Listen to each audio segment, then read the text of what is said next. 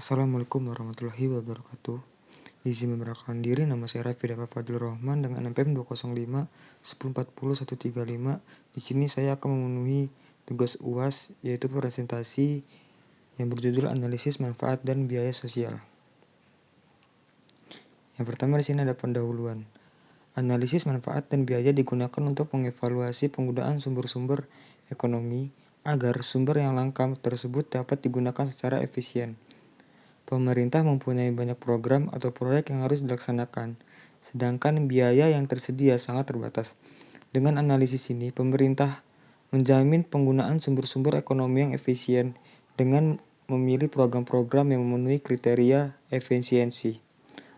Analisis manfaat dan biaya merupakan alat bantu untuk membuat keputusan publik dengan mempertimbangkan kesejahteraan masyarakat. Ada dua pihak yang menaruh perhatian pada analisis ini, yaitu pertama, para praktisi, teknis, dan ekonom yang berperan dalam mengembangkan metode analisis, pengumpulan data, dan membuat analisis serta rekomendasi. Kedua, pemegang kekuasaan eksekutif yang berwenang untuk membuat peraturan dan prosedur untuk melaksanakan keputusan publik. Identifikasi manfaat dan biaya. Klasifikasi. Dalam menentukan manfaat dan biaya suatu program atau proyek harus dilihat secara luas pada manfaat dan biaya sosial dan tidak hanya pada individu saja. Oleh karena menyangkut kepentingan masyarakat luas, maka manfaat dan biaya dapat dikelompokkan dengan berbagai cara. Salah satunya yaitu mengelompokkan manfaat dan biaya suatu proyek secara real dan semu atau pensiuneri. Manfaat real adalah manfaat yang timbul bagi seseorang yang tidak diimbangi oleh hilangnya manfaat bagi pihak lain. Manfaat semu adalah yang hanya diterima oleh sekelompok tertentu, tetapi sekelompok lainnya menderita karena proyek tersebut.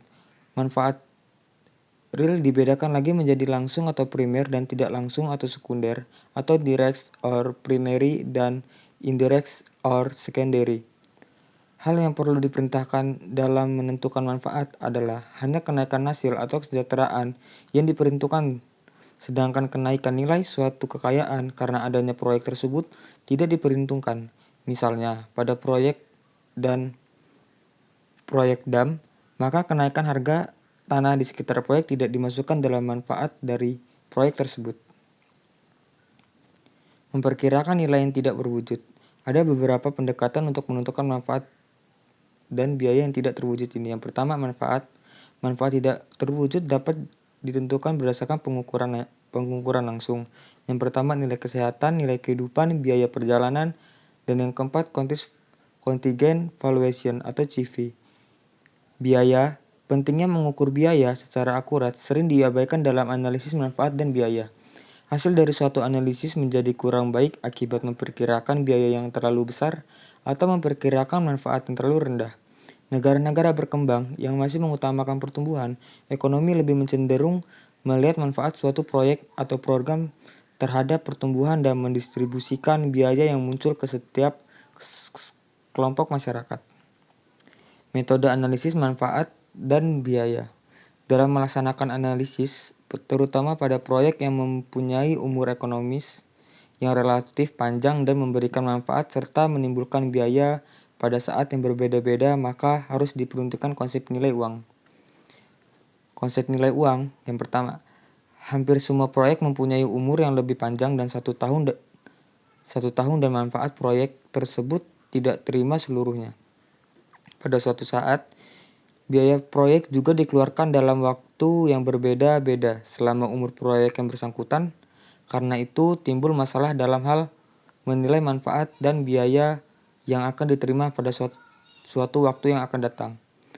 Metode analisis pada dasarnya untuk menganalisis efisiensi suatu proyek, langkah-langkah yang harus diambil adalah yang pertama, menentukan semua manfaat dan biaya dari proyek yang akan dilaksanakan.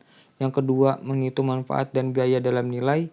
Yang ketiga, menghitung masing-masing manfaat dan biaya dalam nilai uang sekarang. Dan keuntungan dan kelemahannya, yaitu ada keuntungan dari penggunaan analisis manfaat dan biaya dalam menentukan program pemerintah adalah terjaminnya penggunaan sumber ekonomi secara efisien. Program pemerintah yang dianalisis dengan cara ini akan memperhitungkan kondisi perekonomian secara menyeluruh, sehingga dapat meningkatkan penggunaan faktor-faktor produksi dan dapat tercapai kesejahteraan masyarakat yang maksimum.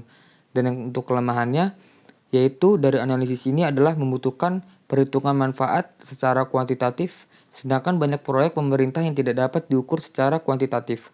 Hal ini dapat menyebabkan untuk proyek yang kurang menguntungkan bagi masyarakat akan dipilih, sedangkan yang lebih bermanfaat tidak dipilih karena proyek yang kedua tidak dapat diukur manfaat secara kuantitatif.